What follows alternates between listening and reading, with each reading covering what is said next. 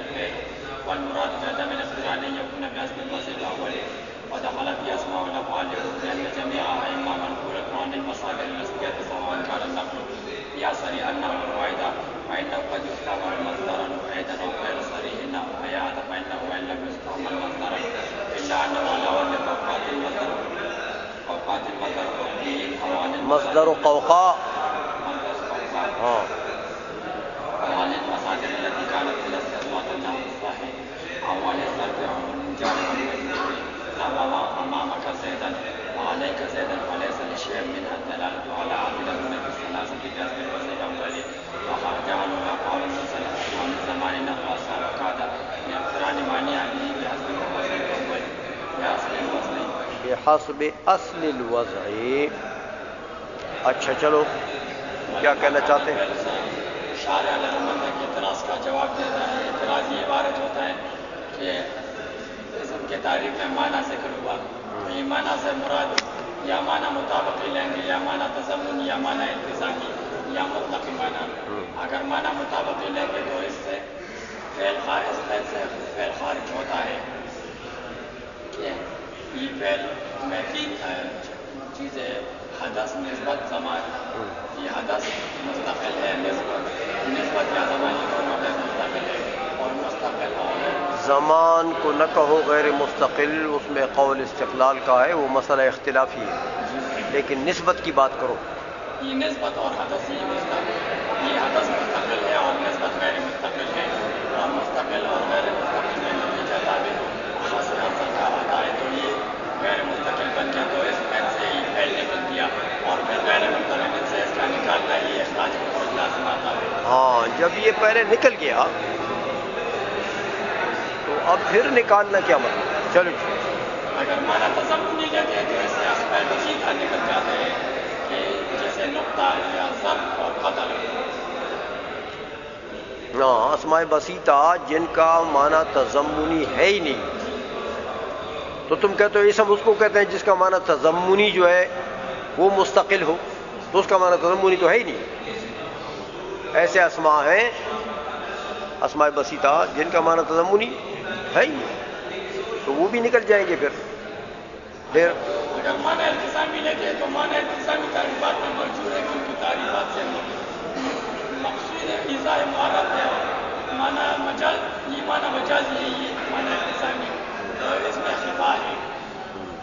ٹھیک ہے تو اس کا جواب یہ ہے کہ مراد اور اگر عام لیتے ہو اگر معنی مطلق لیتے ہیں تو مطلق کے ضمن میں ہوتا ہے جو اعتراضات. معنی عام لیتے ہو تو عام کا تحقق اپنے افراد کے ضمن میں ہوتا ہے تو اس کے افراد تو یہی تین ہیں. کون؟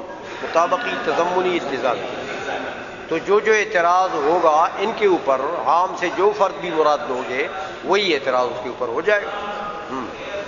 چل اس کا جواب یہ ہے کہ یہ معنی سے مراد عام ہے معنی مطابقی ہو یا تضمنی. ہاں معنی مطابقی تو فعل کا جو معنی مطابقی فعل دلالت کرتا ہے اپنے معنی پر تو وہ تضمناً کرتا ہے جو حدث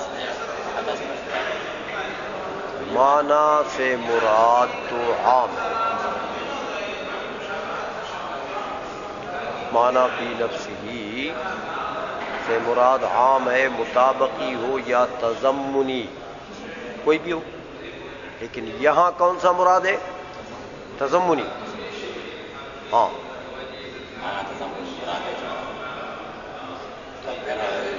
اب اسم میں دیکھو نا اسماء بعض ایسے ہوتے ہیں جن کا معنی مطابقی مستقل ہوتا ہے.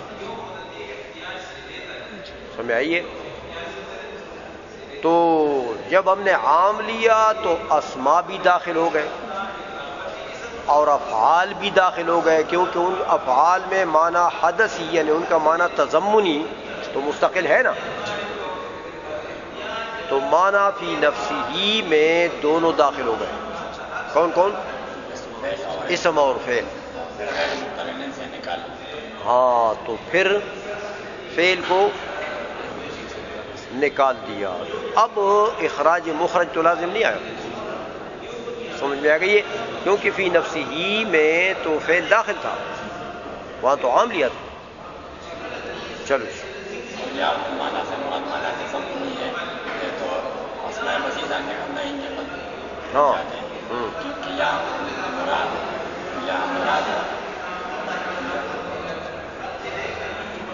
یہاں مقصود مراد خاص ہے.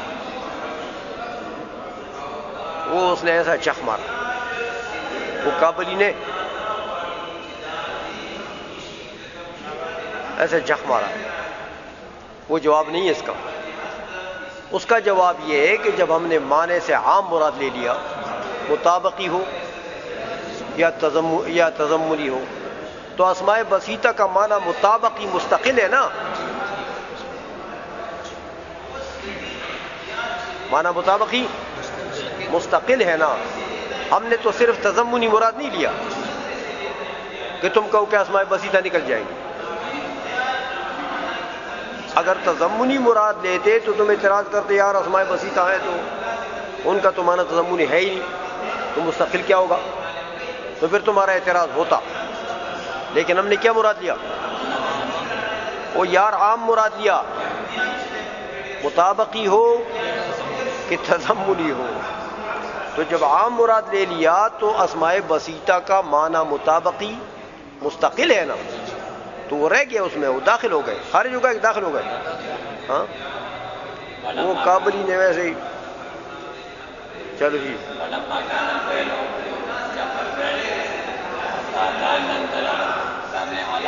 دلالت کر رہا ہے علی معنی فی نفسہ بے اعتبار معنی التضمنی. ہاں عن الحدث عن الحدث اس پر کیا اعتراض ہوتا ہے؟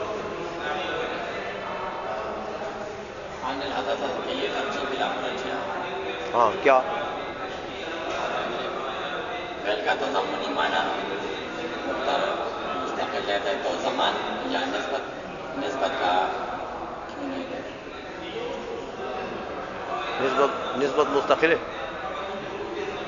ابھی تم نے جھک مارا کہ نہیں مستقل تو نکال دیا, تو اس اب پھر کہتے ہو کہ اس کو کیوں نہیں مراد لیا؟ بھائی اعتراض اس صرف زمان سے ہوتا ہے کہ فعل کا معنی تضمنی تو زمان بھی ہے نا, تو زمان میں تو قول استقلال کا ہے نا کہ وہ بھی مستقل ہے. تو اس نے کہا کہ تضمنی عن الحدث, تو عن الزمان کیوں نہیں کہا؟ وہ بھی تمہارا مستقل ہے تضمنی.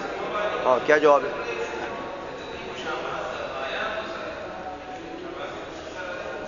بولو شیخا.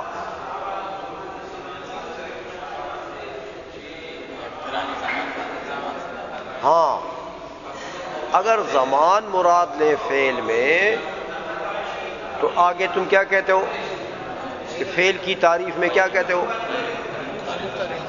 وہ فعل کی تعریف میں کیا کہتے ہو؟ مقترن بأحد الأزمنة الثلاثة. تو پھر تم وہ اقتران الزمان بالزمان لازم آ جائے گا. اس لیے تضمنی سے کون سا مراد لیا؟ حدث مراد. چلو جی وکانا اور جیسا نکل مانا ہی مانا حدث مقترن بغا حاجل الثلاثة مقترن تین زمانوں میں سے فلفام میں تو فلفام میں سے شارع علیہ رحمن نے اعتراض کا جواب دیا کہ مصدر کا معنی جیسے ضرب ذاتیت اور مطلوبیت, اس کا معنی بھی ایک تین زمانوں سے موجود ہوگا. شارع علیہ رحمن نے اس اعتراض کا جواب دیا کہ مراد اقتران سے اقتران بالفہم میں نہ اقتران کے وجود ہے. ہاں یہ مصدر کا معنی متحقق ہوتا ہے زمانے میں, یعنی مصدر کا معنی فی الفہم مصدر کے لفظ سے فی الفہم تو مقترن بالزمان نہیں ہے. ضربن آپ بولیں تو اس لفظ ضربن سے آپ کو کوئی زمانہ سمجھ میں آیا نہیں. ہاں ضربن کا تحقق ہوگا خارج میں نفس الامر میں, وہ زمانے میں ہوگا. تو یہاں اقتران سے مراد کون سا اقتران ہے؟ فی الفہم لا فی التحقق. چلو اللفظ الفعلی، اس سے بھی ایک اعتراض کا جواب دیا ہے. اعتراض یہ وارد ہوتا ہے کہ زید ضارب الان او الامس غدا، یہ اسم ہے معنی اس کا معنی زید ضارب غدن، یہاں بھی تو ضارب کا معنی جو ہے یہ مقترن ہے زمانے کے ساتھ.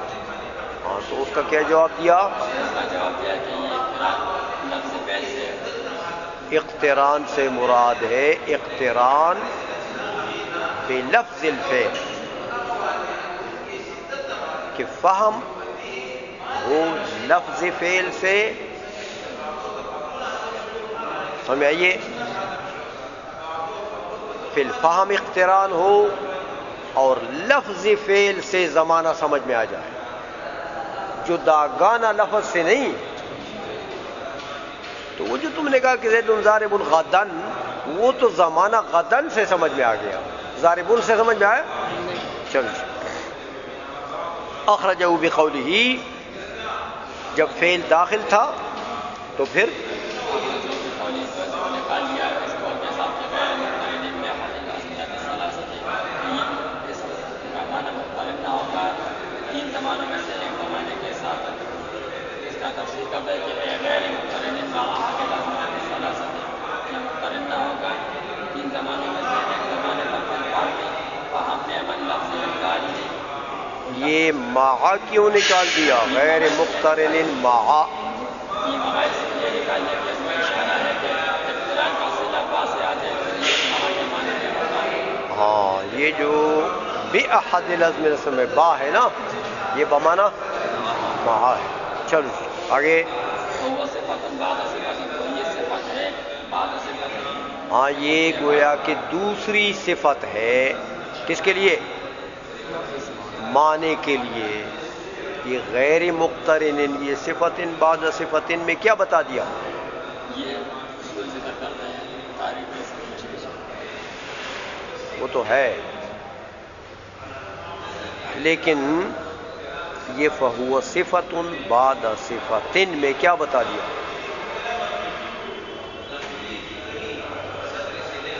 شیخا، یہ غیرہ کی دو قسمیں ہیں کہ نہیں ہے؟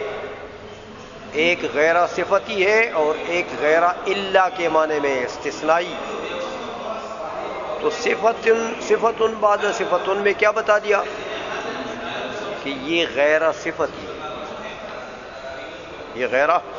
چلو تو تعریف اسم میں یہ جنس ہے، اسم فعل ہم سب کو شامل ہے. ہاں اور صفت اولا اور صفت اولا جو فی نفس مقترن غیر آپ کہ مستقل بالمفہومیت ہو، یعنی ما دل علی معنی فی نفسہ، فی نفسہ. ادھر سے کس کو نکالا؟ حرف، کہ اس کا معنی فی نفسہ ہی نہیں ہے نا، وہ تو فی غیر ہی ہے. چلو جی. اگر صفت اولا پر صفت اولا فی نفسی سے خرجہ اور نکل گیا دلس میں کی تعریف صفت ثانیہ تھی، اور صفت ثانیہ سے صفت ثانیہ غیر مقترن لحد الازمنہ ثلاثت سے فعل کو نکال دیا. ہاں فعل نکل گیا. فعل نکل گیا. اور مراد ختم الاقتران سے مصنف علیہ رحمت ہے کہ اعتراض کا جواب دیتا ہے. شارع کہو، شارع مصنف ابن حاجب ہے. شارع اعتراض کا جواب دیتا ہے کہ اعتراض اس تعریف کے اسم پر وارد ہوتا ہے کہ تعریف اسم جامع نہ ہوئے اپنے افراد کو خارج ہوئے، اس سے اسماء افعال کے اسماء افعال اسماء ہے لیکن اس کا معنی مختلف ہے، زمانے اپنے ثلاثہ میں سے ایک. اور تعریف اسم معنی نہیں ہوئی دخول غیر سے داخل ہوئے، اس میں افعال مقاربہ کے افعال مقاربہ افعال ہے لیکن اس کا معنی مختلف نہیں ہے، تین زمانوں میں سے ایک زمانے. ہاں جو افعال منسلخہ عن الزمان ہیں، یعنی جو ہیں تو افعال لیکن ان کے لفظ سے زمانہ نکال دیا جائے تو اب وہ اسم ہو جائیں گے. چلو تو شارع علیہ رحمت نے اس کا جواب دیا کہ یہاں اقتران سے اقتران وضع اول میں مراد ہے کہ اقتران وضع اسماء افعال کا معنی وضع اول میں مقترن نہیں تھا، یہ مرتبہ استعمال میں مقترن ہو گیا ہے. ہاں، یعنی استعمال کا مرتبہ جو ہوتا ہے یہ یہ اہل اصطلاح کے نزدیک وضع ثانی ہوتا ہے. وضع ہاں تو یہاں اقتران سے مراد کون سا اقتران؟ وضع اول میں، کہ وضع اول میں وہ مقترن بالزمان نہ ہو اسم میں، اور وضع اول میں مقترن بالزمان ہو فعل میں. ہاں سمجھ میں آ گئی ہے. تو اب اسماء افعال نکل گئے کہ داخل ہو گئے اسم میں؟ ہاں کیونکہ وہ تو اسماء ہے نا، اعتبار وضع اول کیا ہے؟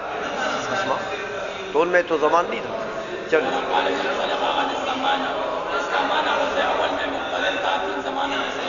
ہاں کیونکہ وضع اول کے اعتبار سے تو وہ افعال تھے، تو وہاں تو اقتران تھا. تو میں آئیے لہٰذا وہ اسم کی تعریف میں داخل نہیں ہوئے. ترجمہ کرو. والمراد بعدم الاقتران مراد عدم اقتران سے ہے یہ پوچھا کہ وہی لحاظ وضع الاول وضع اول کے اعتبار سے مدخلہ تو داخل ہو گئے فی تعریف اسم میں اسماء الافعال یا اسماء افعال لأن جميعها کیونکہ اب اس کی تفصیل بتاتے ہیں ہر ایک کی. ہاں کہ جو اسماء افعال کی چونکہ کئی اعتبار ہیں، کئی قسمیں ہیں، تو ہر ایک قسم کی وہ کہ علیحدہ علیحدہ حکم بتاتے ہیں. چلو جی. لأن جميعها کے سارے اسماء افعال کے اما منقولۃ عن المصادر الاصلیۃ، کہ یہ اتنی بات تو سب میں مشترک ہے کہ یہ منقول تو ہیں، منقول تو ہے. تو میاں دیکھو نقل تو وضع ثانی ہے. نقل کیا ہے؟ تو جب یہ منقول ٹھہرے تو اس کا اصل منقول لے دیکھو کہ منقول لے کا جو وضع ہے وہی ان کا وضع اول ہے. منقول لے کے مرتبے کا جو وضع ہے نا، اور منقول لے کے مرتبے میں جو ان کا معنی ہے نا، وہی ان کا معنی موصولہ بالوضع الاول ہے. چلو جی اب کیسے ہوا؟ کہتے ہیں یہ تو میاں یا تو سب منقول ہیں کس سے؟ مصادر سے، مصادر اصلیہ سے. سواء کان النقل فیہا صریحا، ہاں بعض میں تو نقل صریح ہی ہے. نقل صریح کس کو کہتے ہیں؟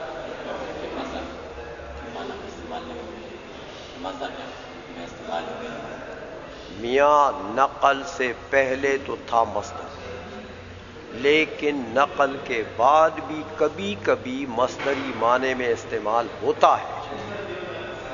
اس کو کیا کہتے ہیں؟ نقل صریح. ہاں چلو جی جیسے رویدہ. ہاں دیکھو کبھی کبھی مصدری معنی میں ابھی بھی استعمال ہوتا ہے. ایزن. چلو جی. یا وہ گویا کہ نقل ان میں نقل صریح ہی نہیں ہوگا.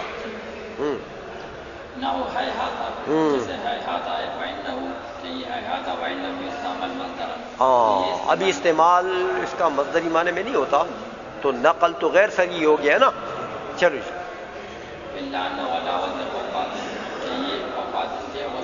ہاں تو یہ میاں ہے آتا جو ہے یہ قوقات کے وزن پر ہے. تو قوقات تو مصدر ہے کس کا؟ قوقا کا. تو یہ وزن ہونے کے مصدر کے وزن ہونے کے اعتبار سے گویا کہ یہ بھی مصدر سے منقول ہے.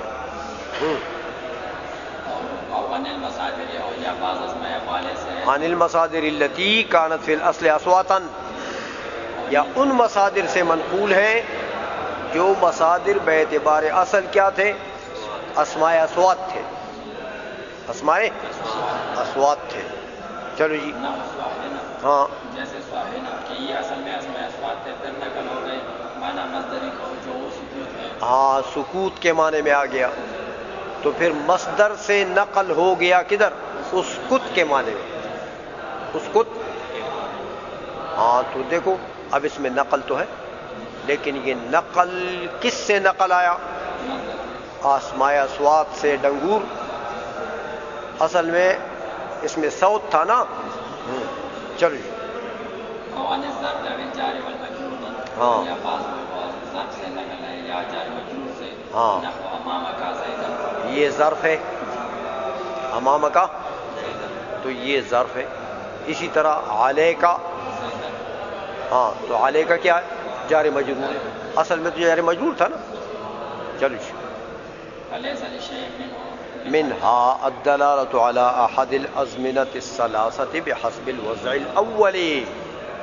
تو لہذا وضع اول کے اعتبار سے تو ان کی دلالت ہے ہی نہیں. چلو وخرج عنه المنسلخ. تو اس سے معنویت پر جو اعتراض وارد ہوتا ہے اس کا جواب دیا. ہاں کہ افعال منسلخہ عن الزمان جو ہیں وہ داخل ہو جائیں گے اسم کی تعریف میں.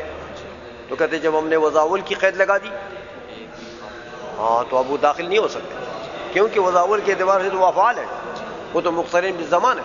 چلو وخرج عنه اور خارج ہو گئے عنہ تعریف اسم سے الافعال منسلخۃ عن الزمان وافعال منسلخہ عن الزمان. جیسے عصا ہے، قادہ ہے، لاقتران معانیہا بھی یعنی بالزمان بحسب اصل الوضع، اصل وضع کے اعتبار سے.